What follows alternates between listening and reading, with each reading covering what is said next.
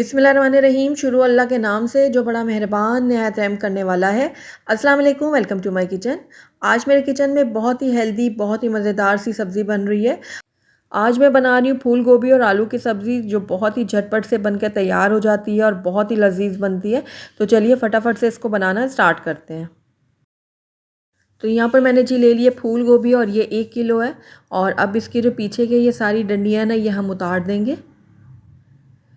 तो ये देखिए सारा ग्रीन पार्ट जो है वो मैंने अलहदा कर दिए। और उसके बाद इसके जो छोटे छोटे से फूल हैं ना, उनको हम काट लेंगे इस तरह से। बहुत ही आसानी से ये उतर जाते हैं, अलहदा हो जाते हैं एक दूसरे से। तो जब हमने इसकी कटिंग करनी है ना गोभी की, इसकी बहुत ज़्यादा हमने छोटी कटिंग नहीं करनी। थोड़े से हमने बड़े फूल रखने हैं, क्योंकि जब हम इसको बनाएंगे ना, तो ये पकते पकते ही थोड़ी सी गलना शुरू हो जाती है जल्दी और टूटना शुरू हो जाती है। अगर हम छोटे से इसको काटेंगे तो फिर ये बहुत ज़्यादा हलवा हो जाएगी और फिर खाने में मज़ा नहीं देगी। तो बस इस तरह से मैंने इसके थोड़े बड़े साइज़ के फूल काट लिए। तो चलिए अब इसको बनाना स्टार्ट करते हैं। तो यहाँ पर मैंने एक कढ़ाई ले ली और इसके अंदर मैं ऐड करूँगी 1 कप ऑयल। ऑयल हम ज़्यादा इसलिए इसमें ऐड कर रहे हैं क्योंकि आलू और गोभी को हम इसमें फ्राई करने वाले हैं, तो इसलिए ऑयल को मैंने थोड़ा सा ज़्यादा लिया अभी। तो ये गोभी मैंने जो काट के रखी थी, ये हम इसमें डालेंगे और इसका फ्राई कर लेंगे। बहुत ज़्यादा हमने इसको फ्राई नहीं करना, बस इतना फ्राई करेंगे कि हल्का हल्का सा गोभी का जो कलर है ना, वो चेंज होना शुरू हो जाए। तो ये देखिए गोभी जो है अच्छे से फ्राई हो गई है, उसका हल्का हल्का सा कलर भी चेंज होना शुरू हो गया। तो निकाल लूँगी इसको एक छन्नी में और इसको एक प्लेट में रख दूँगी। और उसके बाद आलू भी मैंने डाल दिए हैं, तो आलू को भी मैं फ्राई कर लूँगी। मैंने यहाँ पर 2 दरमियाने आलू लिए थे, उनको छोटे क्यूब में काट लिया है। आप अपने हिसाब से कम ज़्यादा कर सकते हैं आलू की क्वांटिटी को। और अब आलू को भी मैं थोड़ा सा लाइट गोल्डन होने तक फ्राई कर लूँगी और 80% तक इसको मैं कुक कर लूँगी। तो आलू भी अच्छे से फ्राई हो चुके हैं, इनको भी एक छन्नी में निकाल लेती हूँ मैं, ताकि इनका एक्सेस ऑयल जो है वो निकल जाए। तो इसको भी प्लेट में रख देती हूँ। तो अब ये देखिए इसी ऑयल में मैं डाल दूँगी प्याज। अगर आप ऑयल थोड़ा कम करना चाहते हैं ना, तो निकाल लीजिएगा पहले और उसके बाद इसमें प्याज ऐड कीजिएगा। तो ये तेल जो है वो मेरे लिए काफ़ी था, मुझे इतना ही चाहिए था, तो मैंने नहीं निकाला था। लेकिन अगर आपको कम खाना है तो आप निकाल लीजिएगा पहले।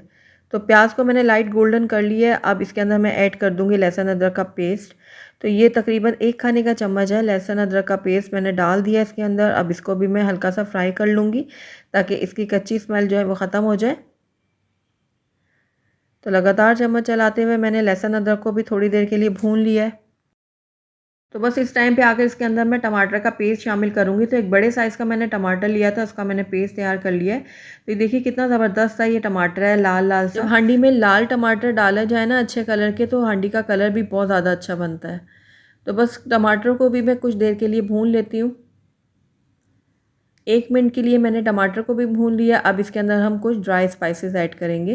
तो उसके लिए सबसे पहले मैंने इसमें कुटी हुई लाल मिर्च ऐड की है 1 चाय का चम्मच। 1 चाय का चम्मच मैंने लाल मिर्चों का पाउडर ऐड किया है। हाफ़ टी स्पून डाला है इसके अंदर हल्दी पाउडर और धनिया पाउडर डाला है इसमें 1.5 चाय का चम्मच।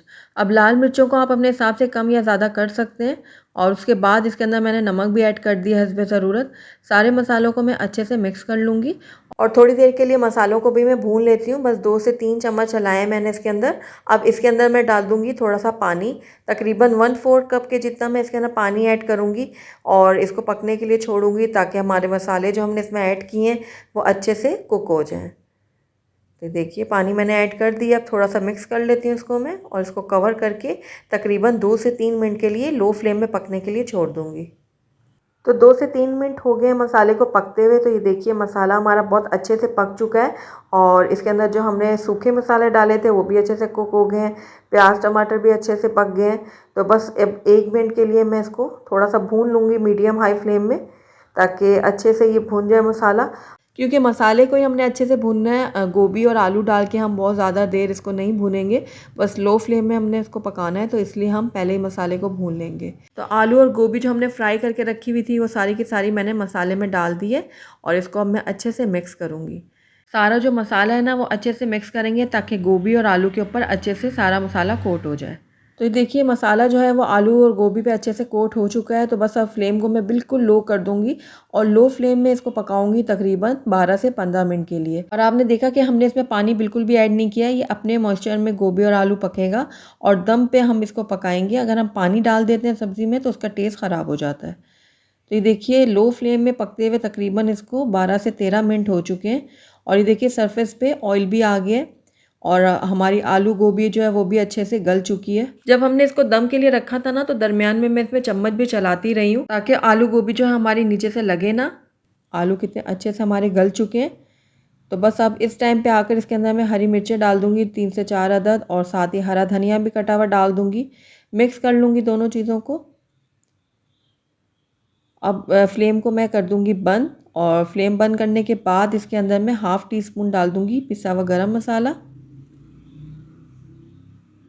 गरम मसाला ऐड करने के बाद इसको मैं कवर करूँगी और इसको 5 मिनट के लिए ऐसे ही रहने दूँगी। उसके बाद मैं आपको इसको डिश आउट करके दिखाऊँगी।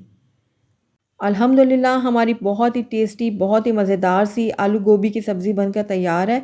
बहुत ही लज़ीज़ बनती है। आप इसको गरम-गरम पराठों के साथ सर्व करें या फिर रोटी के साथ। दोनों के साथ ये बहुत ही टेस्टी लगेगी, तो ज़रूर ट्राई कीजिएगा मेरी इस रेसिपी को। अगर आपको मेरी रेसिपी पसंद आई है तो इसको लाइक करें, अपने दोस्तों के साथ शेयर करें और अगर पहली दफ़ा मेरे चैनल पे आएँ तो काइंडली इसको सब्सक्राइब भी कर लें और साथ ही बेल आइकन को भी प्रेस कर दें ताकि मेरी हर नई आने वाली वीडियो की नोटिफिकेशन सबसे पहले आप तक पहुँचे।